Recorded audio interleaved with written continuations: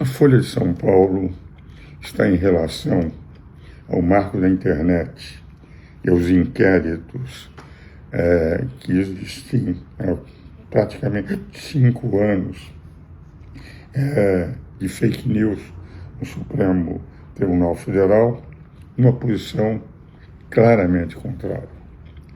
Considera que ter o Supremo legislado e até mesmo como constituinte, que quando a Constituição manda, no artigo 5º, um dos seus primeiros incisos, que o abuso da comunicação social seria punido, mas só poderia ser pelo Poder Judiciário, como bem demonstrou o ministro André Mendonça, e o Supremo decide que serão as plataformas que decidirão o que vão ou não publicar, porque se publicarem aquilo que o Supremo entender que não deveria publicar, serão as plataformas responsabilizadas. Passou a ter um controle prévio e não um controle a posteriori, como manda a Constituição. E o fato de ter legislado sobre essa matéria, mudando o que o Congresso Nacional tinha legislado no artigo 19, nós passamos a ter, por parte da Folha de São Paulo, em seus editoriais, uma crítica, e tanto a Folha como o Estado elogiando o voto do ministro André Mendonça, como todos aqueles que querem que as plataformas controlem. O que vale dizer, nós teremos uma censura das plataformas, porque qualquer dono dessas plataformas, na dúvida, sempre não publicará uma matéria, o que levará o povo a ter reduzido seus espaços de liberdade de comunicação.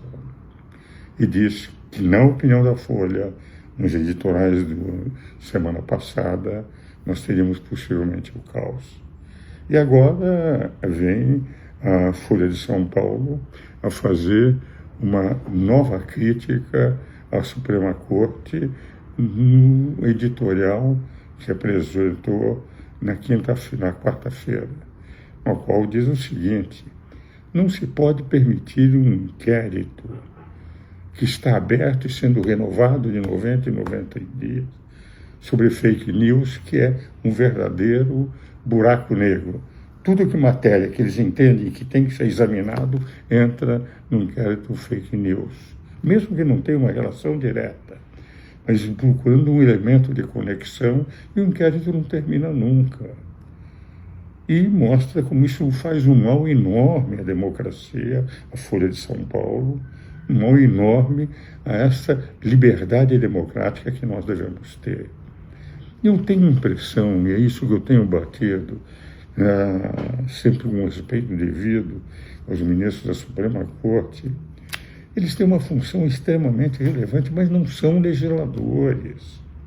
A Constituição diz que o Supremo é guardião da Constituição, não um constituinte derivado. Não é aquele que faz a lei.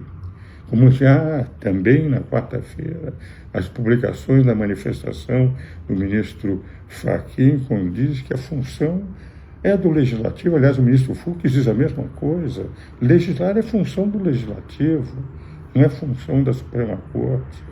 Ela não pode dizer a minha interpretação e, a título de dizer a minha interpretação, fazer um novo dispositivo. Se o artigo 19 sempre foi aplicado da forma como o Legislativo definiu, não é uma nova reinterpretação do 19, é modificar o 19 para uma nova interpretação. O 19 segue o que manda a Constituição, isto é, o abuso tem que ser punido, é claro, mas a posteriori, através do Poder Judiciário, mas não permitir o abuso através de ter um censor que passa a ser, porque se não fizer a sua avaliação, poderá ser responsabilidade que serão as plataformas.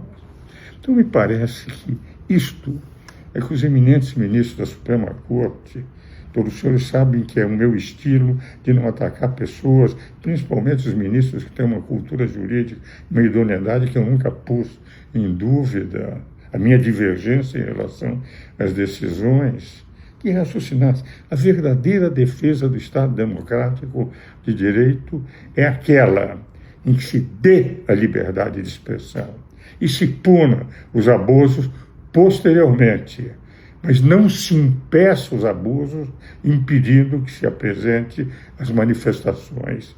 Porque no momento em que se diz o que é que se vai poder dizer e não, e coloca um censor, porque agora o censor passa a ser a plataforma, é evidente que nós temos censura.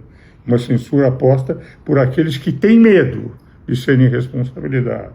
Porque se publicarem matérias, que serão matérias diferentes daquelas que entendem o Supremo que não poderia ser publicado, quem vai ser punido em primeiro lugar serão as plataformas. Então, o que eu queria trazer isso aos senhores, a luta pela liberdade de expressão. Eu que só tive uma arma na vida, que foi a palavra. Durante a redemocratização, como conselheiro da Ordem dos Advogados, depois como presidente do Instituto dos Advogados, eu dizia, nós, advogados, nós, aqueles que defendemos a Constituição, o povo e a democracia, sem ganharmos nada, porque não há dinheiro público que nos pague para darmos a nossa opinião como cidadãos, nós continuaremos a usar a única arma que pode existir na democracia, que é a palavra. E a minha palavra, embora uma palavra de um modesto professor de província, um advogado já idoso, é nesse sentido. Nós só teremos plena democracia no Brasil quando tivermos plena liberdade de expressão. E não uma liberdade de expressão que é aquela que as autoridades digam que nós podemos dizer.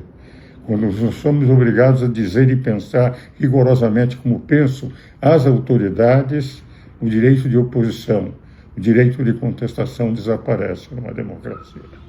Então era isso que eu queria trazer, apoiando mais uma vez, como apoiei a semana passada, a crítica à decisão da Suprema Corte, feita pela jornal A Folha de São Paulo, a essa feita na quarta-feira, em que critica a manutenção infinita, sem prazo para terminar, desse inquérito sobre fake news.